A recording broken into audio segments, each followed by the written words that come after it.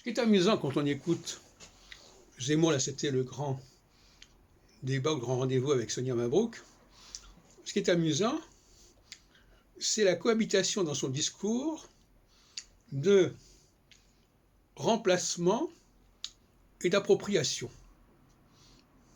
J'ai l'impression qu'il n'est pas très doué pour la philosophie, parce qu'il met des cloisons étranges entre un certain nombre de mots qui, par de certains côtés, se ressemblent énormément.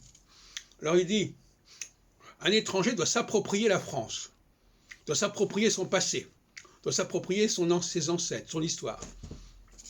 Pour moi, c'est une forme de remplacement. Puisqu'il doit montrer qu'il est capable d'être identique aux Français de souche.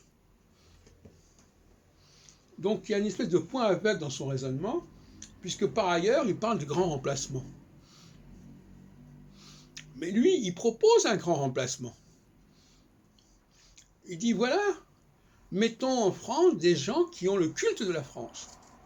Même si ce ne sont pas des gens qui sont nés en France, qui sont des souches françaises, qui sont d'hérédité française, ce n'est pas le problème. Du moment qu'ils ont adhéré, qu'ils croient en la France, ça va. Bon. Moi, j'appelle ça un grand remplacement. À tort raison. Et tout à l'heure, on parlait dans ce débat de la communauté juive, de son rapport avec la communauté juive. Il crée de la communauté juive des communautaristes. Il dit qu'il ne veut pas entendre parler des synagogues, du sionisme, etc.